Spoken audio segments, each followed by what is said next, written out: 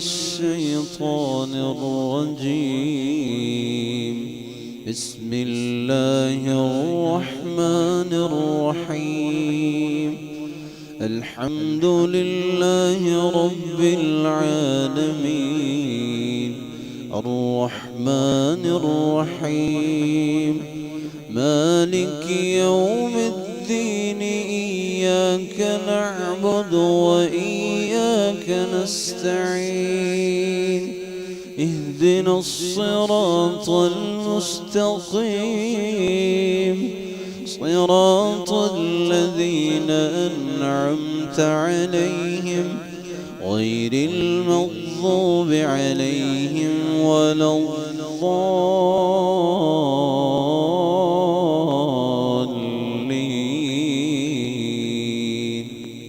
الحمد للہ وحدہ والصلاۃ والسلام علی من لا نبی بعد.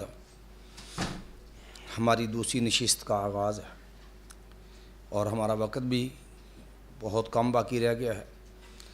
ہم نے اس نشست کے اندر انشاءاللہ جشن عید میلاد کے لیے اہل البدع کی طرف سے جو قرآنی مستدلات ہیں انشاءاللہ ان کا جائزہ، اور اسی طرح ادلہ حدیثیہ ان کا جائزہ، اور عقلی شبہات جو ہیں وہ اختصار سے ہم نے پیش کرنے ہیں کیونکہ ہم نے وقت کو بھی ملحوظ رکھنا. ہم نے 2 آیات اس کے حوالے سے بات کی ہے. تیسری بڑی چیز جو اہل البدع جشن عید میلاد النبی صلی اللہ علیہ وسلم کے حوالے سے پیش کرتے ہیں. ایک بات پہلے ذہن میں رکھیے گا، عام طور پر جشن کے اندر ایک اور چیز بھی ہوتی ہے، جھنڈے لگانا. آپ نے دیکھا ہے کہ جس طرح شیعہ کا باقاعدہ ایک مخصوص سیاسی علم ہے مذہب کے نام پہ، اسی طرح ہمارے ہاں بریلویوں نے بھی باقاعدہ عید میلاد النبی کے نام پہ باقاعدہ ایک جھنڈا جو ہے وہ وضع کر لیا ہے. تو یہ جھنڈا جو ہے اس کے لیے بھی باقاعدہ جو ہے ایک دلیل جو ہے وہ پیش کی جاتی ہے، اور یہ دلیل دلائل النبوہ کے اندر امام ابو نعیم اصبہانی رحمہ اللہ سے نے بھی نقل کی ہے، اور خصائص کبریٰ کے اندر بھی یہ روایت منقول ہے. لیکن یہ روایت انتہا درجے کی سخت ترین ضعیف روایت ہے، جس کا مفہوم یہ ہے کہ جب نبی کریم صلی اللہ علیہ وسلم پیدا ہوئے تو جبریل امین نے ایک جھنڈا مشرق میں لگایا، دوسرا جھنڈا مغرب میں لگایا، اور تیسرا جھنڈا جو تھا وہ بیت اللہ پہ نصب کیا ہے. جہاں تک اس روایت کی استنادی حیثیت کا تعلق ہے، یاد رکھیے اس کی سند سخت ترین ضعیف ہے. اس کی سند میں یحییٰ بن عبداللہ البابلتی راوی ہے جو سخت ترین ضعیف راوی ہے، یحییٰ بن عبداللہ البابلتی. اسی طرح اس کا استاد ہے ابو بکر بن ابو مریم جو ہے، یہ بھی جو ہے سخت ترین ضعیف راوی ہے. تو جب یہ روایت جو ہے قریب موضوع درجے کی روایت ہے، تو جب یہ روایت ثابت نہیں ہے تو اس بنیاد پہ پھر باقاعدہ جھنڈے اٹھائے پھرنا اور اس کو جو ہے وہ مسنون سمجھنا. اور یہاں دوسرا پہلو یہ بھی قابل غور ہے کہ رسول اللہ صلی اللہ علیہ وسلم کی ولادت بحیثیت محمد بن عبداللہ ہوئی تھی. نبی علیہ السلام کی ولادت بحیثیت رسول اللہ صلی اللہ علیہ وسلم نہیں ہوئی. کسی کو پتہ ہی نہیں تھا کہ رسول اللہ پیدا ہوئے. نبی علیہ السلام کو رسالت ملی ہے 40 سال کی عمر کے اندر. جب آپ پیدا ہوئے ہیں تو بحیثیت محمد عبداللہ پیدا ہوئے ہیں. یہی وجہ ہے کہ آپ، یہ فتاوی رضویہ ہے میرے پاس، آپ نے یہ بات دیکھی ہوگی، یہ فتاوی رضویہ ہے اور صفحہ نمبر جو ہے وہ اس کا 416 ہے. یہ فتاوی رضویہ جو ہے احمد رضا خان بریلوی جو بانی ہیں بریلوی مذہب کے، ان کا جو ہے یہ فتاوی ہے، اور انہوں نے باقاعدہ یہاں پر اس بات کو لکھا ہے کہ ان کے نزدیک بذات خود رسول اللہ صلی اللہ علیہ وسلم کی تاریخ ولادت 8 ربیع الاول ہے. یہ اختلاف کیوں ہے؟ کوئی 8 کہتا ہے. خود احمد رضا بریلوی نے 7 اقوال نقل کی ہیں تاریخ میں، یعنی مورخین اس بات پر بھی متفق نہیں ہیں کہ نبی علیہ السلام کس تاریخ کو پیدا ہوئے. احمد رضا کے بقول 8 جو ہے وہ ربیع الاول ہے. حالانکہ احمد رضا کا جو مقام ہے نا بریلویوں کے ہاں، وہ یہ ہے کہ ان کے محدث محمد احمد خچوچوی ہیں، یہ ان کا کوئی علاقائی نسبت ہے. انہوں نے لکھا ہے کہ ان کے نزدیک احمد رضا بریلوی معصوم عن الخطا درجے کا جو ہے وہ امام ہے. انہوں نے لکھا ہے باقاعدہ کہ احمد رضا بریلوی کا قلم یا زبان نقطہ برابر خطا کرے اللہ نے یہ چیز ناممکن بنا دی ہے. اس حد اگرچہ آتے وہ غلط لکھتا تھا, ترجمہ میں تحریف کرتا تھا, وہ اگلا ایشو ہے, لیکن بہرحال دعویٰ تو ہے نا قائلین کا کہ وہ معصوم عن الخطا مجدد ہے بریلوی مذہب کا, اور اس کی تحقیق یہ ہے کہ نبی علیہ السلام کی تاریخ ولادت کون سی ہے؟ 8 ذوالحجہ, 8 ربیع الاول, اور عام معروف بریلویوں کے یہاں ہے 12, آج جبکہ دیگر بعض کے نزدیک 9 ربیع الاول, بعض کے نزدیک جو ہے یہ اس کے علاوہ جو ہے 18 تاریخ, بعض کے نزدیک 17 تاریخ, بعض کے نزدیک 22 تاریخ, بعض کے نزدیک 2 تاریخ. 7 اقوال ہیں جو احمد رضا بریلوی نے نقل کی ہیں کہ نبی علیہ السلام کی تاریخ ولادت متنازع ہے. یہ فتاوی رضویہ صفحہ نمبر 411 ہے, اور ان کی اپنی تحقیق کون سی ہے؟ 8 ربیع الاول. یہاں ایک اور پہلو بھی قابل غور ہے, بالاتفاق نبی علیہ السلام کی تاریخ وفات 12 ربیع الاول ہے. یہ آج کل ایک دھوکہ دیتے ہیں لوگ عام طور پر, یہ مرزا جیل میں بھی اس والے سے کھچے مارتا ہے. وہ یہ جی دیکھیں جی 12 بنتی نہیں ہے سوموار کے دن, کیوں نہیں بنتی؟ احمد رضا بریلوی مانتا ہے کہ بنتی ہے. یہی فتاوی رضویہ ہے, اس کا صفحہ نمبر 416 اور 417 ہے. کہتے ہیں کہ اگر حساب لگائیں مدینے کی رویت کا تو نبی علیہ السلام کی یہ جو ہے ولادت کی تاریخ بنتی ہے 12. اگر رویت کا حساب لگائیں مکے کا تو تاریخ بنتی ہے 13. اب یہ مسئلہ تو بڑا آسان سا ہے. اب یہ دیکھیں نبی علیہ مکے میں فوت ہوئے کہ مدینے میں؟ مدینے میں فوت ہوئے نا, تو پھر نبی علیہ السلام کی وفات کے لیے رویت مدینے کی ملحوظ رکھنی چاہیے کہ مکے کی؟ اور مکے کی مدینے کی رویت کے اعتبار سے نبی علیہ السلام کا یوم وفات کتنا ہے؟ 12. اور یہ بھی کیسا محبت کا بڑا عظیم اور ظالمانہ رنگ ہے کہ دیکھو باقاعدہ پاکستان بر صغیر پاک و ہند میں 12 تاریخ بطور یوم وفات منائی جاتی تھی. سرکاری سطح پر 12 وفات منائی جاتی تھی. یہ باقاعدہ ایک معروف بریلوی عالم ہے نور بخش توکلی, یہ ان کے نور بخش توکلی صاحب تھے, فوت ہو گئے, اور اس کا انہوں نے تذکرہ لکھا ہے. ایک کتاب لکھی ہے عبدالحکیم شرف قادری نے, کتاب کا نام ہے تذکرہ اکابر اہل سنت. تذکرہ اکابر اہل سنت, اس کے اندر اپنے بریلوی عالم نور بخش توکلی کا تذکرہ کرتے ہوئے لکھا ہے کہ ان کی کاوش سے 12 وفات کو 12 جو ہے وہ میلاد منظور کروایا گیا تھا. 12 وفات, اور اس کو کیا کروایا؟ 12 میلاد. حالانکہ احمد رضا کی ذاتی تحقیق کیا ہے؟ 8, کہ 8 کو نبی علیہ پیدا. پھر مہینے میں بھی اختلاف ہے کہ مہینہ کون سا جب نبی علیہ پیدا ہوئے. بعض نے لکھا ہے کہ مہینہ تھا ذوالحجہ کا, بعض نے کہا نہیں مہینہ تھا محرم کا, بعض نے کہا مہینہ تھا سفر کا, بعض نے کہا مہینہ تھا رمضان کا, بعض نے کہا مہینہ تھا ربیع الاول کا. 5 اقوال ہے مہینے کے بارے میں. یعنی یوں کہہ لو کہ نبی علیہ السلام کی ولادت کی نہ تاریخ اتفاقی ہے نہ ہی مہینہ, جو اس بات کی واضح اور بین دلیل ہے کہ شریعت میں تاریخی طور پہ بھی اسلام کے اندر نبی علیہ السلام کا دن نہ یوم العید تھا نہ جشن کا دن تھا, کیونکہ جو اسلامی شعائر کے دن ہوتے ہیں, جو اسلامی جو ہے تہوار ہوتے ہیں, ان کی تاریخیں متنازع نہیں ہوتی. یوم الفطر دیکھ لو 1 شوال ہے, اور عید الاضحیٰ 10 ذوالحجہ ہے. اسلامی تہوار جو ہوتے ہیں ان کی تاریخیں جو ہے وہ متنازع نہیں ہوتی, وہ امت کے اجماعی دن ہوتے ہیں. اب قرآن مجید کی 1-2 آیتیں اور عید کے لیے استدلال کرتے ہیں کہ یہ دن عید ہے, اور دلیل کیا ہوتی ہے؟ یہاں بھی آپ نے توجہ کرنی ہے, یہاں بھی سارا کام تحریف پہ کھڑا ہے. عیسیٰ علیہ الصلوۃ والسلام نے اللہ تعالیٰ سے دعا کی, ربنا انزل علینا مائدۃ من السماء تکون لنا عیدا لاولنا وآخرنا وآیۃ منک. اے اللہ انزل علینا مائدۃ من السماء, اللہ تو آسمان سے ہمارا دسترخوان نازل کرتے, تکون لنا عیدا, یہاں میرے طالب علم بھائی بیٹھے ہوئے توجہ کیجیے، تکون کیا ہے؟ یہ واحد مؤنث غائب کا صیغہ ہے، مذکر کا صیغہ نہیں ہے۔ اور تکون اس میں ہیا ضمیر ہے، اور پیچھے بات کس کی ہو رہی ہے؟ مائدہ کی۔ ربنا انزل علینا مائدۃ من السماء، تکون لنا، وہ مائدہ، وہ دسترخوان ہمارے لیے کیا ہو؟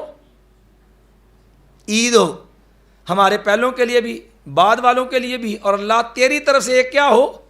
نشانی۔ اب سادہ لو عوام کو تحریف کر کے گمراہ کرتے، پتہ کہتے آسمان سے ایک دسترخوان اترے تو وہ عید ہو سکتا ہے، پوری دنیا کا امام آئے جس کے ذریعے کہتے ہیں رزق ملتا، تو پھر وہ دن کیوں نہیں عید؟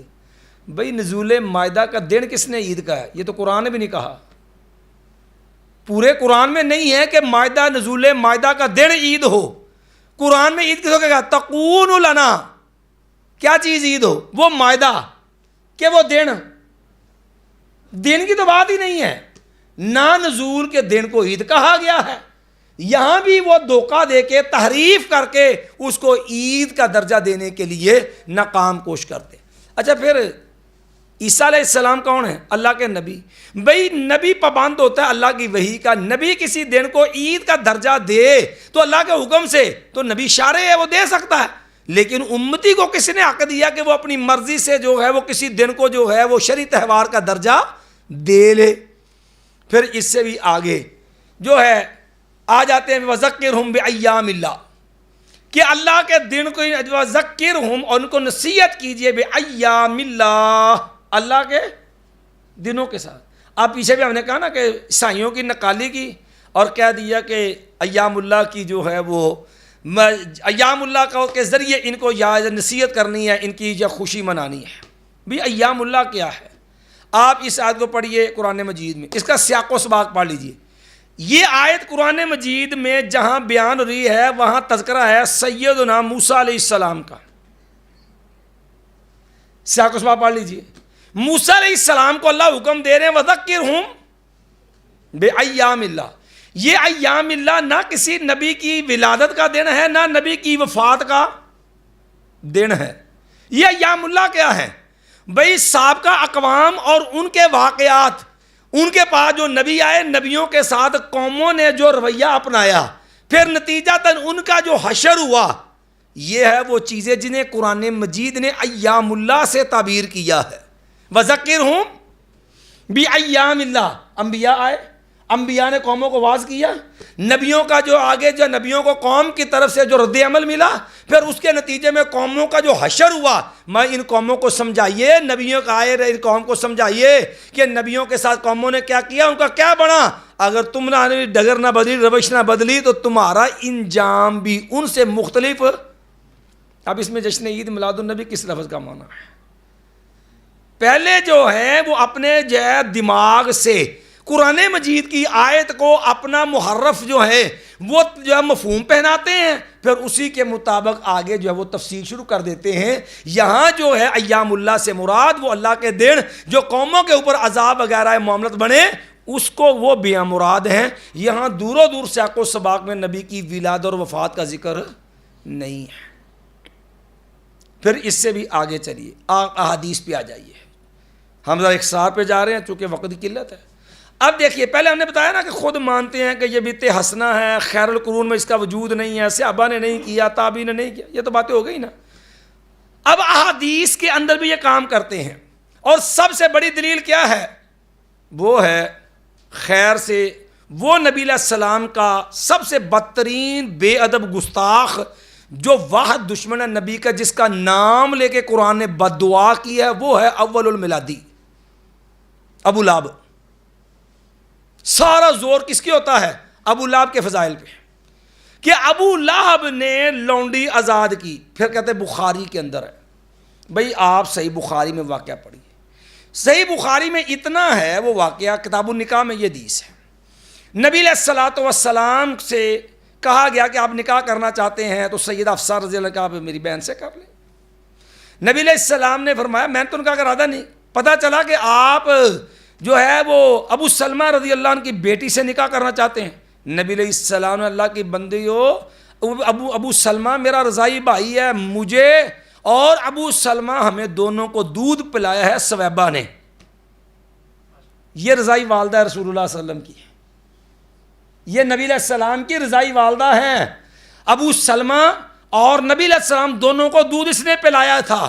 اسی مناسبت سے جو ہے وہ امام بخاری جو ہیں یہ عروہ سے ایک مرسل روایت لے کر کے آئے ہیں کہ اہل خانہ میں سے کسی کو خواب آیا، پوچھا دیکھا تو فرآہ بشر ہیبت، بدترین حالت ہے ابو لہب کی. اسے پوچھا اب سناؤ کیا بیتی؟ کہتا انی سقیت بہذہ بإطاقۃ ثویبہ، یہ لفظ ہے بخاری کے، مجھے اس سے پلایا جاتا ہے میرے ثویبہ کو آزاد کرنے کی وجہ سے. اچھا بھی ثویبہ کی آزادی پہ پلایا جاتا ہے، کب آزاد کیا؟ بخاری میں تو کچھ بھی نہیں ہے. اور عوام کو دھوکہ دیتے جی بخاری میں ہے کہ ثویبہ کو آزاد کرنے پہ جو ہے اس کو فائدہ ہوتا، باقی کیوں نہیں ہوتا؟ پوری بخاری میں یہ نہیں ہے لفظ. بخاری میں صرف اتنا انی سقیت بہذہ بإطاقۃ ثویبہ کہ میں نے ثویبہ کو جو آزاد کیا اس کے سلے پلایا جاتا ہوں. اب ذرا اس کی استنادی حیثیت چیک کر لیں. پہلے بات، ثویبہ جو ہے یہ آزاد کب ہوئی، یہ مسئلہ بھی مورخین میں سخت ترین متنازع ہے. امام سہیلی کے علاوہ کوئی بندہ اس کا قائل نہیں ہے کہ ولادت کے موقع پر ابو لہب نے یہ آزاد کیا. پھر ابو لہب کا آزاد کرنا ثابت ہو بھی جائے، حالانکہ نہیں کیا، حالانکہ آپ کتاب پڑھی الوفا باحوال المصطفیٰ، اس کے اندر واضح لفظوں میں یہ لکھا ہے. ابن حجر رحمۃ اللہ علیہ نے بھی فتح الباری کے اندر بھی لکھا ہے ثویبہ کے حوالے سے کہ مورخین لکھتے ہیں کہ نبی علیہ الصلوۃ والسلام کی نبوت کے بعد ماں خدیجہ کے گھر میں نبی علیہ السلام سے ملنے ثویبہ آیا کرتی تھی. رضائی والدہ تھی نا، اور ہوتی اس وقت بھی وہ لونڈی تھی. نبی علیہ السلام کی سیدہ خدیجہ سے شادی کے بعد بھی ثویبہ کیا تھی؟ لونڈی تھی، جو ابھی بعد میں بھی آزاد نہیں. اس ولادت پہ آزادی کی دلیل کیا ہے؟ پھر وہ روایت بھی استنادی طور پہ ثابت نہیں ہے. پہلے نمبر مرسل ہے. مرسل کا مطلب یہ ہوتا ہے کہ اس میں واسطہ حذف ہے، یہ نبی علیہ السلام سے مصدقہ نہیں، متصل نہیں ہے. دوسری بات، خواب آیا، کس کو آیا؟ یہ بندہ بھی مجہول ہے، پتہ ہی نہیں خواب کس کو آیا. وہ خواب تو صحابی کا بھی ہو، جب تک نبی سے تصدیق نہ ہو دین نہیں بن سکتا. تو یہ تو پتہ ہی نہیں خواب کس کو آیا. جس کو آیا وہ بھی اس وقت مسلمان نہیں ہے. پھر خواب کے اندر گفتگو کس نے کی؟ کون ملا تھا خواب میں؟ ابو لہب. اچھا کافر تو اتنا بے شرم ہوتا ہے، وہ تو رب کے سامنے جھوٹ بولنے سے باز نہیں آتا، خواب میں آگے قرآن پڑھ کے سنائے گا. اب اس کی دلیل کہ کافر اتنا بے شرم ہوتا ہے مشرک کہ وہ رب کے سامنے بھی جھوٹ بولنے سے باز نہیں آتا. آپ قرآن پڑھ کے دیکھیں قیامت کا دن ہوگا تو اللہ تعالیٰ جب ان سے پوچھے گا بھی تم نے یہ کام کیوں کیا، شرک کیوں کیا، تو صاف مکر جائیں گے واللہ ربنا ما کننا مشرکین. قسم اٹھا کے رب کے سامنے کیا کہہ رہے ہیں؟ واللہ ربنا ما کننا، اللہ دی قسم یا اللہ ہم تو شرک کے گئی نہیں. جو رب کے سامنے قسمیں اٹھا کے جھوٹ بولنے سے باز نہیں آتے وہ خواب میں قرآن بیان کریں گے آپ کو آ کے.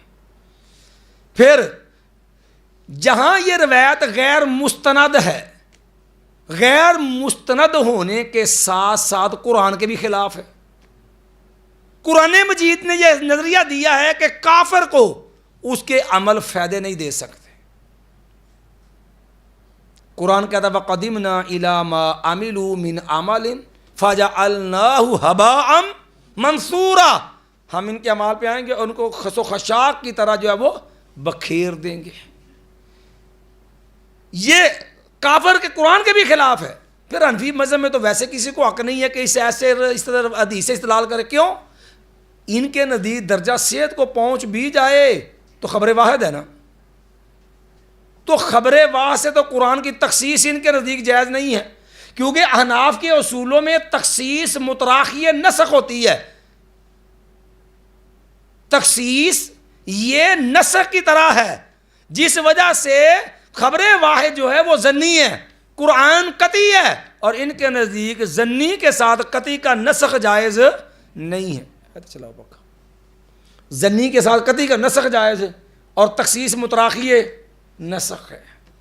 پھر کتنا بڑا ظلم ہے، نبی چھوڑ کے، صحابہ کرام چھوڑ کے، تابعین تبع تابعین سلف صالحین چھوڑ کے، اور یارو اپنا امام فقہ چھوڑ کے اپنا امام طریقت چھوڑ کے، امام فقہ امام ابو حنیفہ، امام طریقت قادری، چشتی، سور وردی، وردی بغیر وردی، وہ کتنے ہیں سارے کٹھے کر لو، سارے چھوڑ دیے. دلیل ملی تو کون؟ ابو لہب. نہ امام فقہ ملا، نہ امام طریقت ملا. امام نے تو پہلے چھوڑ دیا نا. نہ امام فقہ سے تائید، نہ امام طریقت سے. دلیل ملی تو کس سے؟ ابو لہب سے. خدا گنجے کو ناخن نہ دے، خدا گنجے کو ناخن نہ دے، دے تو موت تو دے لیکن یہ ادا نہ دے. قرآن نہیں، حدیث نہیں، صحابہ نہیں، تابعی نہیں، تبع تابعی نہیں، امام فقہ نہیں، امام طریقت نہیں. ابو لہب جو امام بن گیا. انا للہ و انا الیہ راجعون. اب ایک اور بہت بڑا جو دھوکہ دین کے نام پہ، حدیث کے نام پہ دیتے ہیں، یہ ڈاکٹر اشرف حسن جلالی، اس نے بھی ایک میڈیا چینل پہ بیٹھ کے تحریف کی انتہا کر دی. میڈیا چینل پہ بیٹھے ہوئے ہیں، کہنے لگے صحابہ کرام نے محفل میلاد منائی ہے. بھئی کہاں ہے؟ کہنے لگے جو ہے مسلم شریف کے اندر ہے، کتاب باب الذکر کے اندر ہے، اور اسی طرح مسند احمد وغیرہ کے اندر بھی یہ روایت ہے. سیدنا معاویہ رضی اللہ تعالیٰ کچھ لوگوں کے پاس سے گزرے. سیدنا معاویہ پوچھنے لگے ما اجلسکم، کیسے بیٹھے ہو بھائی تم؟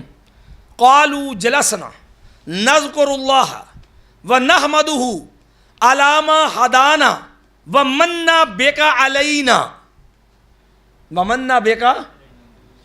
صحابہ کرام کہنے لگے ہم بیٹھے ہیں نذکر اللہ، اللہ کو یاد کر رہے ہیں، وَنَحْمَدُهُ، اللہ کی تعریف میں جو ہے وہ تعریف کر رہے ہیں، اور وَنَحْمَدُ عَلَىٰ مَا ہَدَانَا، جو اللہ نے دین اسلام کی سمجھ دی، وَمَنَّ بِكَ عَلَيْنَا، اور اللہ نے آپ کے ذریعے ہم پہ جو احسان کیا اس پہ اللہ کا شکر ادا کر رہے ہیں. تو کہتے بتائیے یہ ہے محفل میلاد، نبی صلی اللہ علیہ وسلم کا تذکرہ، نبی کی محفل ہو رہی ہے، نبی کے احسان کی، نبی کی آمد کی محفل ہو رہی ہے. وَمَنَّ بِكَ عَلَيْنَا اِنَّا لِلَّهِ وَإِنَّا إِلَيْهِ.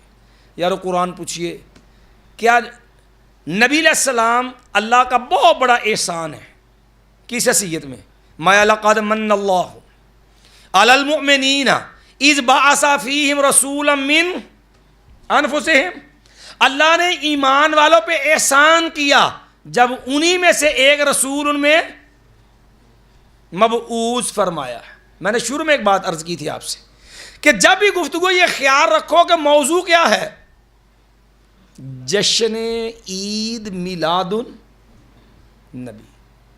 بحث ہے ولادت کی بنیاد پر، ولادت کی وجہ سے اجتماعات، ولادت کی وجہ سے یہ ساری محافل اور یہ معاملات، جب وجہ ولادت جو کچھ ہوتا ہے یہ مابہ نزاع ہے. اچھا بھائی یہ جو اللہ نے احسان جتلایا ہے یہ ولادت کا جتلایا ہے کہ بعثت کا جتلایا ہے؟ میلاد بعثت کا تو نہیں ہے. بعثت کا مطلب ہے نبی علیہ السلام کو رسول اللہ مقرر کرنا، نبی بنا کے بھیجنا.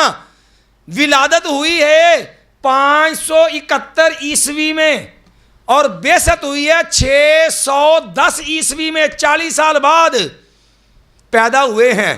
571 عیسوی میں نبی علیہ السلام، اور رسالت عطا ہوئی ہے 610 عیسوی میں، 40 سال بعد ہوئی ہے. اور اللہ نے جو احسان جتلایا لقد من اللہ علی المؤمنین، اللہ نے یہ احسان بعثت کا جتلایا ہے، ولادت کا نہیں جتلایا.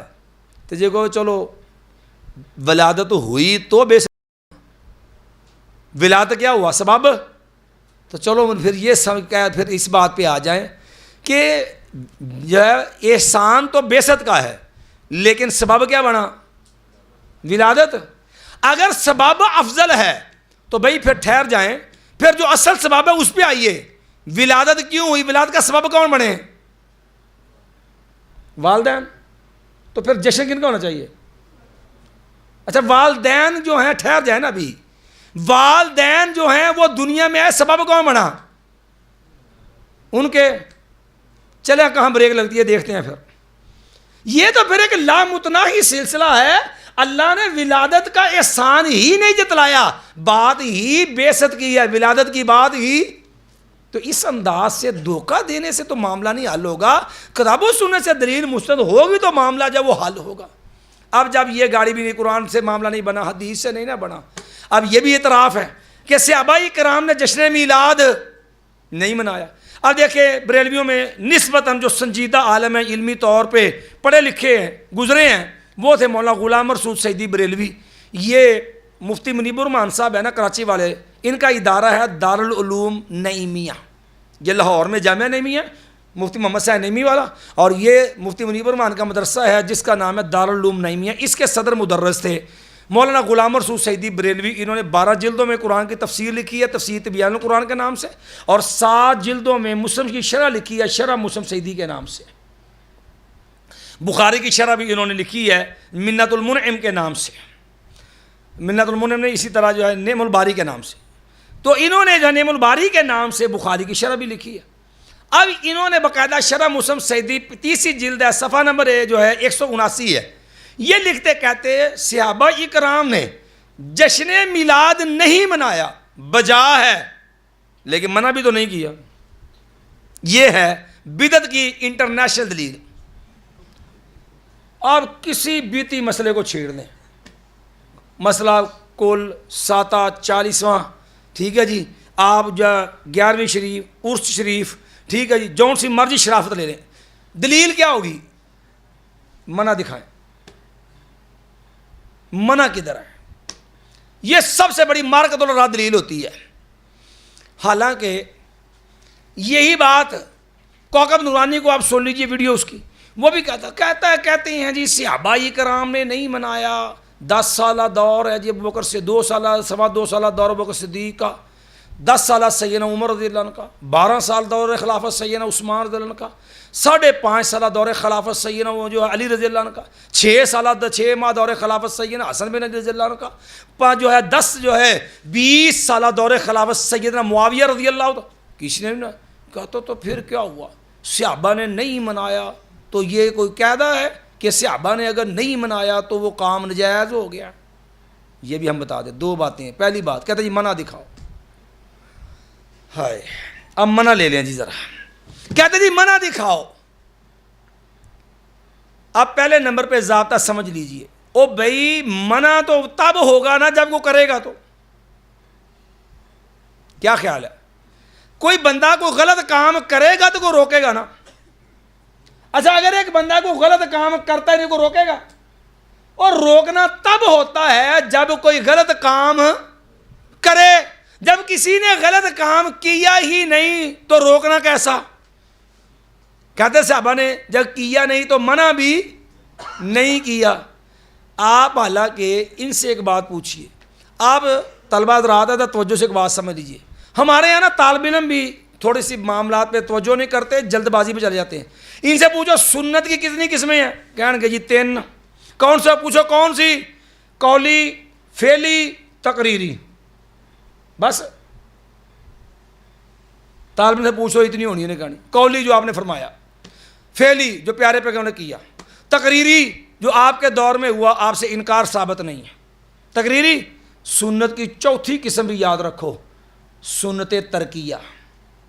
محدثین اصولیین نے باقاعدہ اس کے اوپر کتابیں لکھی ہیں۔ سنت کی چوتھی قسم ہے سنت ترکیہ۔ سنت ترکیہ کا مطلب کیا ہوتا ہے؟ سنت ترکیہ کا مطلب ہوتا ہے جس چیز کے اسباب تقاضے پائے جائیں، حالات پائے جائیں، اسباب تقاضے حالات کے باوجود اگر نبی علیہ السلام نے ایک کام نہیں کیا تو وہ نہ کرنا کیا ہے؟ سنت ہے۔ نہیں کیا تو نہ کرنا۔ 2 مثالیں دوں گا حدیث سے، ایک بریلیوں گھر سے۔ آپ سمپل سی مثال لے لیں، نماز عید الفطر اور عید الاضحیٰ، اس کی اذان جو ہے وہ کس دن ہوتی ہے یا کس وقت ہوتی ہے؟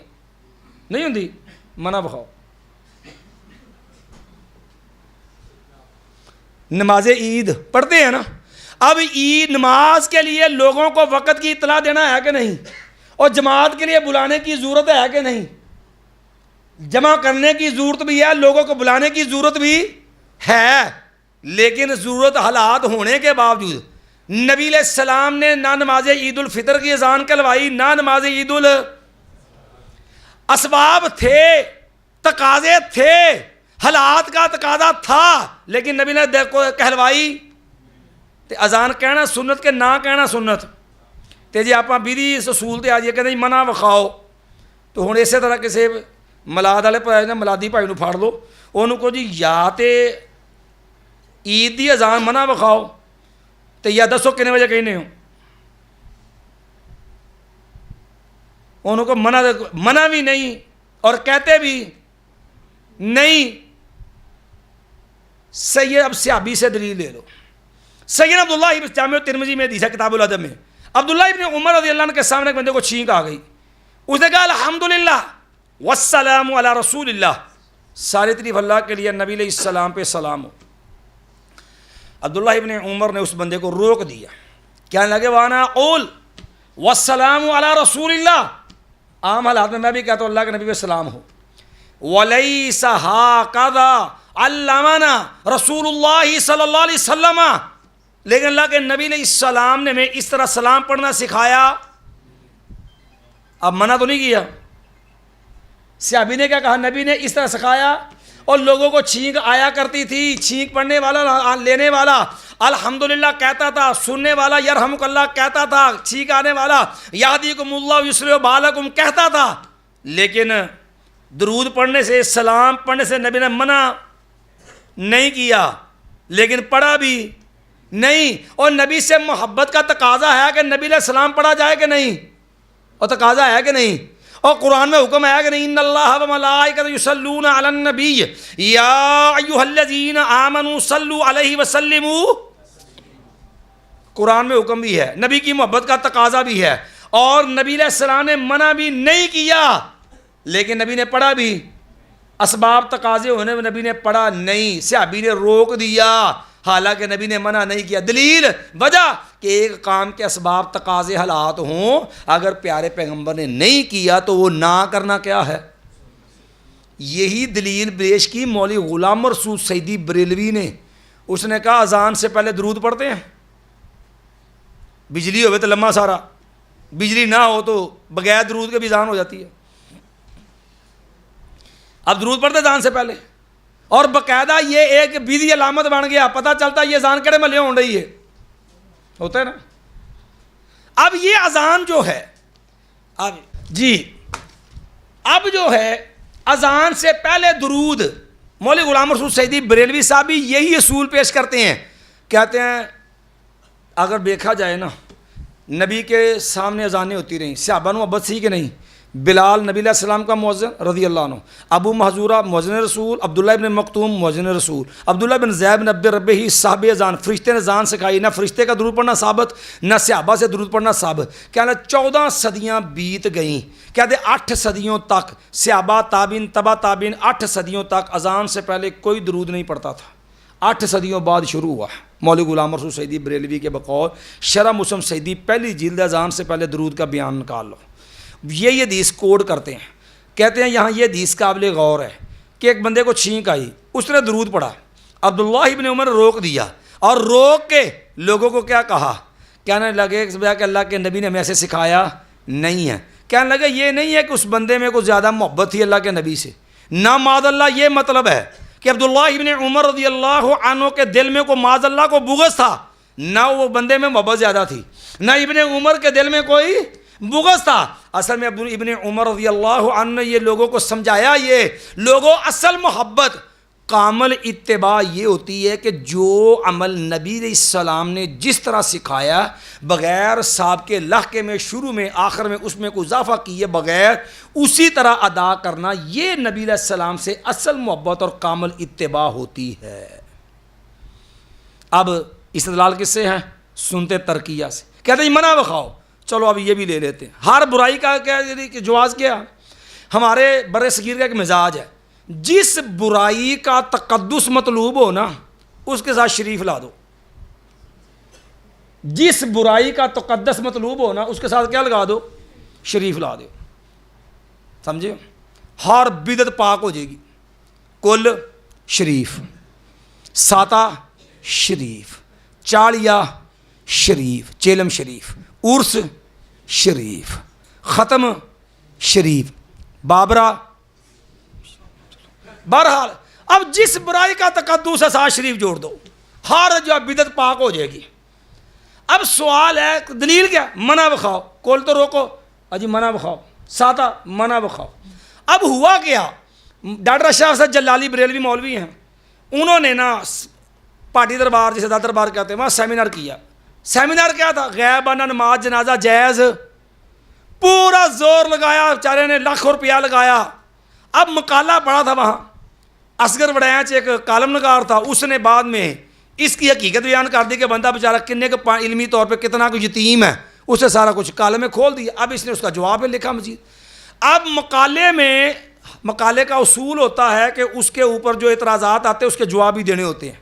اب انہوں نے ایک اعتراض خود اٹھایا، لیجیے یہ رسالہ میں لے کے آیا ہوں، لیجیے یہ ہے وہ رسالہ، غائبانہ نماز جنازہ جائز نہیں، غائبانہ نماز جنازہ جائز نہیں۔ اب یہ کتاب ہے اور اس کا صفحہ نمبر جو ہے وہ 59 ہے، 59 نمبر صفحہ ہے، 59۔ اب جو ہے اس کے صفحہ نمبر 59 پہ ایک اعتراض اٹھاتے ہیں۔ اعتراض یہ ہے، کہنے لگے کہ دیکھیے جی،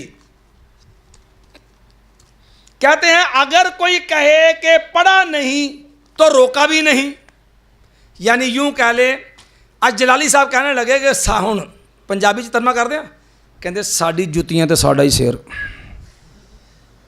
ساڈی جتیاں تے بھی اسی آج تک لوگوں کو کہندے آئے کہ منع بخاؤ، تو ہم نے لاکھوں روپیہ لگا کے سیمینار کیا کہ منع جائز نہیں غائبانہ نماز جنازہ۔ اب ہمیں جو کو کہہ دے کہ اللہ کے نبی چلو تہاڈی مان لینے، نبی علیہ السلام نے غائبانہ نماز پڑھا نہیں، منع بھی تو نہیں نہ کیا، بریلوی سولہ تو جائز ہو گیا، تو لاکھ روپیہ کا تو لایا جو، کیوں امت کا پیسہ ضائع کیا، کیوں امت کا بیڑا غرق کیا، وقت بھی ضائع کیا، امت کا پیسہ بھی ضائع کیا؟ یا تو منع دکھا دو نا، جب منع نہیں ہے تو آپ کے بدعی اصولوں پر غائبانہ نماز جنازہ کیا ہو گیا؟ جائز ہو گیا۔ آپ نے ٹائٹل دیا غائبانہ نماز جنازہ جائز، سیمینار کا عنوان بھی یہی تھا۔ اب کہتا اگر کوئی ہم پہ اعتراض کر دے کہ نبی علیہ السلام کو کہے نبی علیہ السلام نے پڑھا تو نہیں، روکا بھی نہیں، تو پھر جواب کیا ہوگا؟ تو کہنے لگا اس واسطے کہندے نے باندر ہاتھ بندوق آئے نا تو سب نو مار چھڑدا جو۔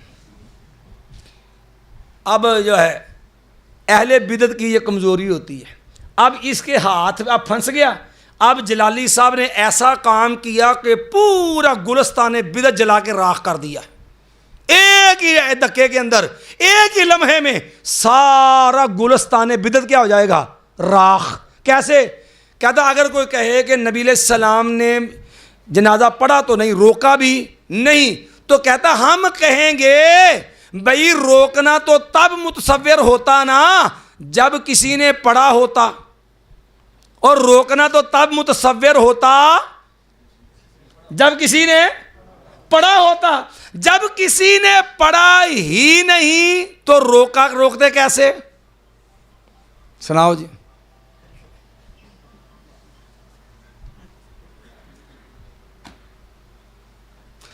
ہوئے تھے جس کے سبب سے بیمار، اسی عطار کے لونڈے سے دعا لیتے رہے۔ ساری زندگی ہر بدعت کے لیے جواب رکھا منع بخا دیو۔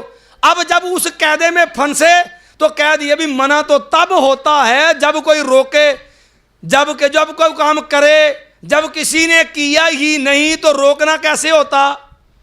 تو ہم کہتے ہیں اب اسی دلیل کو ساری بدعتوں پہ اپلائی کر دو۔ بھئی کوئی کہے کول کو منع بخا، کوئی منع تب ہوتا جب کسی نے کیے ہوتے، جب عہد نبی میں کیے نہیں ہے تو یہ ہندوستان کی رسم، ہندوؤں کی رسم ہے، صرف اس کو جو ہے وہ شریف کا نام لگا کے اسلامی کر لیا، ورنہ اسلامی تھوڑی ہے، یہ ساری ہندوانہ رسمیں ہیں، ورنہ توبۃ الہند پڑھ کے دیکھ لو۔ بہرحال اب جب یہاں بھی دلیل نہ بنتی، اب پھر آ جاتے ہیں ایک اور چیز پہ، منع بھی نہیں، اب منع والا کھاتا بھی صاحب ہو گیا، منع بخاؤ۔ اب جب یہاں بھی نہیں بات بنتی پھر آ جاتے ہیں الزامی اعتراضات پہ۔ پھر پتہ کیا ہوتا ہے؟ کہتے ہیں اچھا جی، کئیوں نے 10 سوالات جشن میلاد کی مخالفت کرنے والوں سے 10 لاجواب سوال، جس کا سوال جو ان کے جوابات قرض ہیں، الحمدللہ مقروض مرنا نہیں، اللہ دے فضل سے ہمیشہ قرض چڑھا کے مرے۔ جہاں تک بات کہتے ہیں اچھا جی آپ یہ بتائیں جشن میلاد تو جائز ہے، تے تقریب بخاری جائز ہے، اب یہاں پہ آتے ہیں، ہم جشن میلاد منائیں تو ناجائز، آپ تقریب بخاری کرتے ہیں، دستار بندی کرتے ہیں، یہ جائز ہے۔ اب آئیں گے پھر الزامی جوابات پہ کہ تم کرو کوئی کام تو جائز، ہم کرے تو ناجائز، ٹھیک ہے جی۔ ہم نے کہا بھئی کیا ہوا؟ کہنے لگے دیکھیں نا جی تقریب بخاری نہیں کرتے۔ میں نے کہا اللہ کے بندو، تقریب بخاری کو بدعت بناؤ تو صحیح، کیسے بناتے ہو؟ کیا تقریب بخاری؟ او بھائی مدرسے کے اندر جو دین کا علم پڑھایا اس کا جو ہے وہ اختتامی مجلس ہے کہ الحمدللہ دین پڑھنے والے جو کامیاب ہوئے ہیں، دیگر لوگوں ترغیب ہے، اور جو ہے وہ درس قرآن ہے، درس حدیث ہے۔ اور بخاری کا نام کیوں رکھا؟ بھئی یہاں بخاری کا نام رکھا تقریب تکمیل بخاری کہ بخاری کو یہ درجہ حاصل ہے جو ہے قد اتفق الائمہ علی انہ اصح الکتب بعد کتاب اللہ، امت کا اتفاق ہے قرآن کے بعد سب سے صحیح ترین کتاب کون سی ہے؟ بھئی بخاری کو تو اس لیے مقدم رکھا تاکہ بتایا جائے کہ یہ دین کا علم سیکھنا ہے تو یہاں آؤ، یہاں نبی کی مستند سیرت سکھائی جاتی ہے۔ اور دین سیکھنا سکھانا تو آپ بھی قائل ہے، قرآن و سنت کے دلائل ہیں۔ من سلک طریقا یلتمس فیہ علما سہل اللہ لہ بہ طریقا الی علمی مجالس کا تو کوئی منکر نہیں، باقی رہ گیا عنوان۔ اگر عنوان کی بات کرو تو عنوان کھڑا اس لیے کہ یہ پیغام دو کہ نبی کی مستند سیرت کا یہ مرکز ہے، نہ کہ امام بخاری کے مقلد ہیں۔ اب بتائیے امام بخاری کی تو بخاری کی صحت پہ امت کا کیا ہے؟ اجماع ہے۔ اور یہ صرف نام اس لیے لیا لوگوں کو دین کے اس مرکز متوجہ کرنے کے لیے کہ مستند دین سکھایا جاتا ہے، نبی کی سیرت سکھائی جاتی ہے۔ اب بتائیے اس میں بدعت کون سا کام ہے، ایڈیٹنگ کون سی؟ اگر کہو جی باقاعدہ اشتہار نہیں چھاپے، او بھائی اشتہار چھاپنا بدعت ہے، بینر بدعت ہے۔ جیسے ہمارے عام ہوتا ہے، یہ آپ نے سنا ہوگا الیاس قادری کو، یہ بھی بیٹھا میڈیا پہ ایک دن لگا ہوا تھا۔ اس طرح بعض اور بیتی بھی ہوتے ہیں۔ یہ کوکب نورانی کو سن لو، کوکب نورانی لگا کہنے لگا جی کہتے ہیں اللہ کے نبی صحابہ کے دور میں نہیں تھا، صحابہ کے دور میں یہ رکوع لگے تھے، صحابہ کے دور میں یہ جو آپ قرآن مجید چھاپتے ہیں، یہ جو امپورٹڈ پیج پہ چھپتے ہیں، یہ کاغذ تھے۔ اچھا بھائی حافظ قرآن جو ہوتا ہے اس کے سینے میں قرآن مکمل محفوظ ہوتا ہے، ورقوں پہ بغیر ورقے پہ؟ بغیر ورق کے قرآن مکمل ہے کہ ناقص ہے؟ اور قرآن ورق جو ہے وہ قرآن میں کوئی اضافہ ہے؟ اور جتنے رکوعات ہیں سارے باہر لگے ہیں حاشیے کے، اگر رکوعات کو ہٹا دو قرآن میں کوئی کمی نقص ہے؟ اور رکوعات کی تقسیم قرآن کا حصہ نہیں ہے۔ بھئی پہلے بدعت کی تعریف کرو، بدعت ہوتی کیا ہے؟ من احدث فی امرنا ھذا ما لیس من فہو رد۔ جب پھر کہہ دیتے ہیں جی اچھا یہ بتائیں ہر سال غسل کعبہ ہوتا ہے، یہ بدعت نہیں ہے؟ ہر سال غسل کعبہ دیتے ہو، ہم نے کہا غسل کعبہ بدعت نہیں ہے، غسل مزار بدعت ہے۔ یا رسول کی بات کرو نا، کہو گے دلیل؟ ہم نے کہا اگر بات کرتے ہو غسل کعبہ کی، کہتے ہر سال غسل کعبہ ہوتا ہے، وہ اس کی دلیل کیا ہے؟ یہ دین میں اضافہ نہیں؟ ہم نے کہا نہیں ہے۔ کہتے دلیل؟ ہم نے کہا اللہ نے قرآن میں کہا باللہ من الشیطان الرجیم، اللہ نے دو نبیوں کو ابراہیم علیہ السلام اسماعیل نے کہا ان طہر بیتی للطائفین والعاکفین والرکع السجود، میرے گھر کو صاف کرو۔ تے دھونا کی ہوندا ہے؟ غسل کیا ہے؟ اور صفائی ہے کہ نہیں؟ یہ تو قرآن نے پیغام دی۔ اچھا مزار کو غسل دینے کی دلیل کیا ہے جہاں منو ورق ضائع کر دیتے ہو؟ اصل تو پریشانی آپ کو ادھر تھی کہ جب جو ہے اس قبر کو درجہ دے دیا تم نے کعبہ کا، کہ اس کو شبیہ کعبہ بنا دیا، کعبہ کی طرح معظم بنا دیا، کعبہ کی میں جو ہے نقالی میں اس کے غسل کے اوپر کپڑے بھگو کے جسموں پہ ملتے ہو، اس کو متبرک سمجھتے ہو، اس کے غسل کو نیکی عبادت سمجھتے ہو، یہ بدعت ہے۔ اس کو چھپانے کے لیے اعتراض جب غسل کعبہ پہ شروع کر دیا، کہتے جی یہ بھی تو اللہ کے نبی کے دور میں نہیں تھا۔ پھر ایک اور اعتراض ہوتا ہے، اچھا پتہ کہتے ہیں ہر سال خانہ کعبہ دا غلاف بدل دینے، اے بدعت نہیں؟ بھئی کیا ہے خانہ کعبہ کے غلاف میں؟ او بھئی کعبۃ اللہ کا غلاف عہد نبی میں نہیں تھا، فتح مکہ کی حدیث پڑھ لو یار. ایک نبی علیہ السلام نے فتح مکہ کے موقع پہ 8 آدمی تھے, 6 مرد تھے, 2 عورتیں تھی غالباً, جن کے قتل کا حکم دیا, جہاں ملے مار دو. ایک صحابی آیا, کہنے لگا آقا جن کے بارے میں قتل کا اعلان ہوا ہے نا, ان میں ایک بندہ وہ بھی ہے عبداللہ بن خطل. کہنے لگا یا رسول اللہ صلی اللہ علیہ وسلم ان ابن خطل متعلق باستار الکعبہ. کہنے لگا یا رسول اللہ علیہ وسلم ابن خطل جو ہے وہ کعبے کے پردے کے نیچے. تو کعبے کا پردہ, کعبے کو غلاف ڈالنا, یہ تو عہد نبی میں بھی قائم تھا.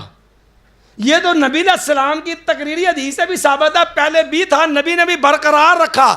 اور اللہ کے بندو بدعت ہوتی ہے من احدث فی امرنا ھذا ما لیس من فہو رد. یہ تو عہد نبی میں بھی کعبۃ اللہ کا غلاف موجود ہے. تو باقی رہ گیا کہو جوتے جو لکھائی کرتے ہیں, لکھائی دین نہیں ہے. جہاں تک زینت ہے تو بھائی زینت تو اسلام میں ویسے ممنوع نہیں ہے, نہ آپ کے لباس میں, نہ مردوں کے لباس میں, نہ عورتوں میں. خضوع زینت عند کل مسجد. زینت ممنوع تب ہوتی ہے جب وہ جو ہے مقررہ حد سے باہر چلی جائے. مرد ہے وہ زینت میں عورتوں کی مشابہت کرے, عورت ہے زینت مردوں کی مشابہت کرے, تب حرام ہے, ورنہ تو زینت کے اوپر پابندی. ہاں اسراف و تبذیر ہے وہ اپنی جگہ ممنوع ہے, اس کی الگ نص موجود ہے, ورنہ علی الاطلاق زینت ممنوع نہیں ہے. جب یہاں بھی بات نہیں چلتی پھر پتہ کہتے ہیں اچھا 14 اگست مناؤنی جائز ہے.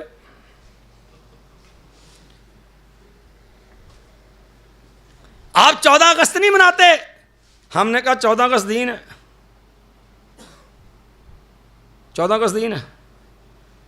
کہتے جی آپ ستمبر ہے نا, 22 ستمبر ہے یوم الوطنی کہ 23 ستمبر ہے میرا خیال. یوم الوطنی جیسے ہمارے 14 اگست ہے نا, سعودیہ کا بھی جو آزادی کا دن ہے وہ ہے 23 ستمبر ہے غالباً, ان کا بھی آ رہا ہے یوم وطنی.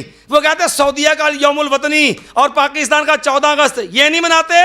تو ہم نے کہا یہ دنیاوی تہوار ہیں, یہ دینی تہوار نہیں ہے. اور دنیا کے معاملات میں اباحت اصل ہوتی ہے, اباحت اصل ہوتا ہے جواز. اس حد تک جس حد تک شریعت سے نہ ٹکرائے. ان کے اس جو ہے معاملات تہواروں میں بھی جو معاملات شریعت سے ٹکرا جائیں گے وہ باطل, وہ نجائز, وہ حرام. جو شریعت سے نہ ٹکرائیں وہ اباحت اصلیہ پہ جائز, اس کو آپ روک نہیں سکتے کیونکہ وہ ہمارے دنیا ہے, وہ دین ہے. اور یہ ضابطہ ہے قرآن کا, هو الذی خلق لکم ما فی الارض جمیعا. امور دنیا میں اصل اباحت ہوتی ہے کھانا پینا پہننا سونا یہ جو دنیاوی امور ہوتے ہیں اس میں اصل کیا ہوتی ہے, اباحت ہوتی ہے. عبادات ممنوع الاصل ہوتی ہیں, یہ شرعی ضابطہ ہے. جب یہاں سے بھی معاملہ نہیں بنتا پھر کہتے اچھا یہ بتائیں اللہ کے نبی تو گدھے پہ سفر کرتے تھے, آپ تے تاڑے کو تے پراڈو ہے,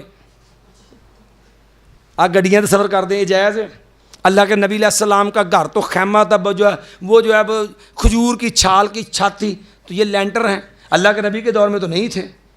اچھا بھی آپ یہ بتائیں لینٹر یہ سائنسی ایجاد ہے کہ دین ہے؟ آپ پہلے یہ تو طے کرو کہ لینٹر دین ہے. اور پتہ کون ہے, یہ بابا جی ہیں الیاس قادری. یہ مداری ٹی وی نہیں ہے, اج جنوں مدنی ٹی وی کہتے ہیں, یہ مدنی نہیں ہے, یہ مداری ہے. کیا ڈرامے بازی لگائی ہوتی قوم کو دین کے نام پہ. یہ مداری ٹی وی پہ بابا جی بیٹھے ہوتے ہیں, ایک پہلے وہ پکوڑے بیچتے رہے ہیں, پھر عطر بیچنے پہ آگے وہ تاری ہو گئے, اب ترقی کر کے بابا جی ہو گئے ہیں. یہ کوئی کرائٹیریا نہ کسی مدرسے کا پڑھا ہوا, نہ قرآن پڑھا ہوا, نہ حدیث پڑھا ہوا, نہ کسی عالم کی مسجد بیٹھا ہوا, خود اپنی زبان سے اپنی سیرت بیان کی ہوئی ہے. پکوڑے بھی بیچتے رہے ہیں, پھر عطر بیچنے لگے. عطر بیچنے والا عطار ہوتا ہے, عطار کا جو لونڈا ہے وہ عطاری ہے. یہ ہے کل سرمایہ اپنی نسبت کا, اس سے آگے کچھ بھی نہیں ہوتا. اب کیا ہے, مداری ٹی وی بیٹھے ہیں, کہتے ہیں دیکھیے جی, کہتے ہیں صحابہ نے نہیں کیا, اللہ کے نبی کے دور میں نہیں تھا. تو کہتے بھی دیکھیں اللہ کے نبی کے دور میں تو لینٹر بھی نہیں تھا. اچھا بھی لینٹر دین ہے یارو, کم از کم انصاف کی بات تو کرو نا.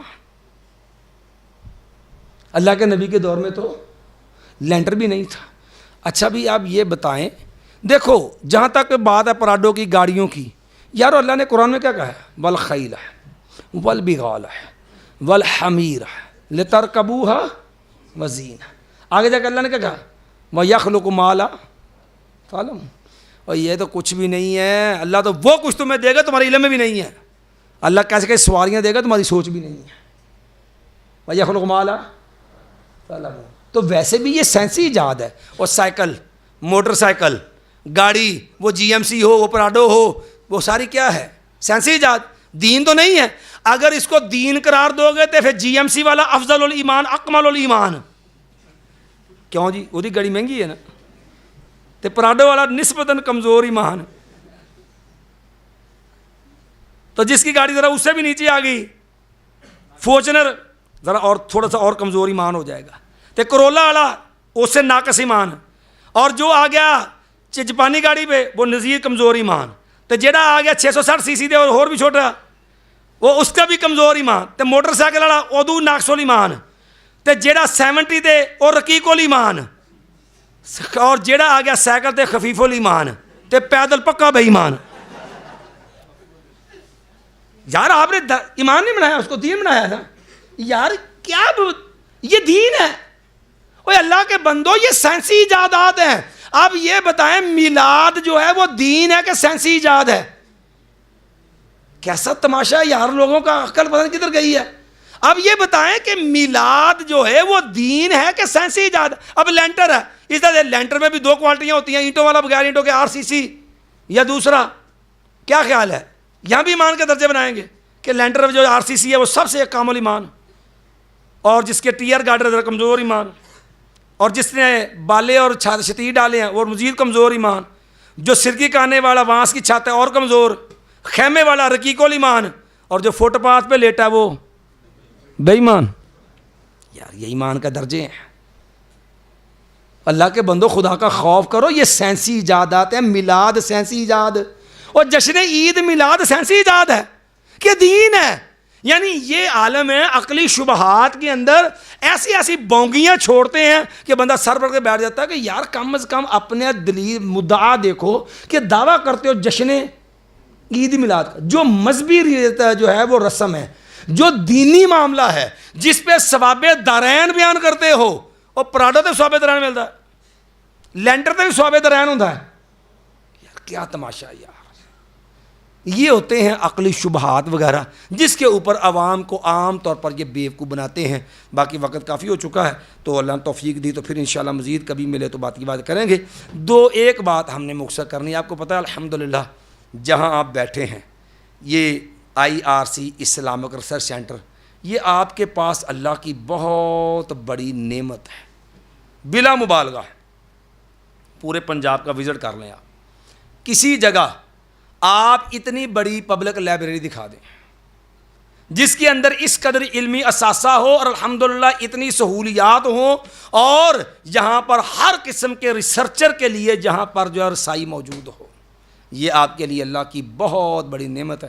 اور الحمدللہ ہم اس ریسرچ سینٹر کو اس وقت سے جانتے ہیں جب یہ وہ شہین پلازا کے اندر ہوتا تھا. وہ اوان مارکیٹ غالباً ہے، وہاں پر یہ ہوتا تھا، اور کرائے کی بلڈنگ ہے.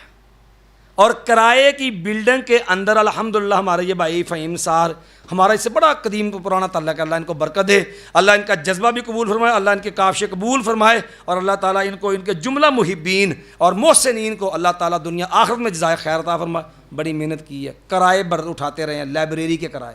لوگ تو گھر کے کرائے پہ تنگ پڑ جاتے ہیں نا، جیب سے کرایہ کون دے گھر کا؟ کرائے سے لوگ پریشان ہوتے ہیں. گھر کے لیے نہیں، یہ علمی ورثہ ہے اہل علم کے دین کے لیے، آپ لوگوں کی ہدایت کے لیے، رائے حق کے لیے، آپ کو دین پہ چلانے کے لیے، آپ کے شبہات پریشانی اس کے ازالے کے لیے، رائے حق کے لیے. آپ کو کوئی پریشانی ہو کتاب و سنت کی رہنمائی کے لیے یہ ادارہ اتنا پرانا ہمارا الحمدللہ کو عرصہ 20 سال سے الحمدللہ اس ادارے کے ساتھ ان کے ساتھ تعلق ہے الحمدللہ. اور خالصتاً اللہ کی رضا کے لیے محبت کا تعلق ہے، دین کا تعلق ہے، مسل کی تعلق ہے. اور اللہ سے دعا ہے اللہ اس کو اسی طرح اس دین کے تعلق کو قائم رکھے اور اس کو ہماری نجات کا ذریعہ بنا دے. اقول قولی ھذا استغفر اللہ لی ولکم ولسائر المؤمنین. کسی کا بھائی کے ذہن میں ہمارے موضوع سے متعلقہ کوئی سوال ہو، کوئی اشکال ہو تو آپ اپنا سوال. ہم نے کوشش کی ہے کہ بنیادی جو بھی معاملات ہیں، پہلے تو ہم نے بریلوی مذہب سے اس موضوع کی پوری حقیقت واضح کی ہے، اعترافات، پھر قرآن سے جو ان کے استدلالات ہیں شبہات ہیں وہ بیان کیے، پھر حدیث سے جو استدلال ہے وہ واضح کیے، پھر تاریخی طور پر جو ان کی صحت وہ واضح کیا، پھر آخر میں عقلی اعتراضات شبہات جو ہیں یا بدعی استدلالات جو تھے، ویسے ایک دو باتیں رہ گئی وہ ہم نے چھوڑ دی ہیں وقت کی وجہ سے۔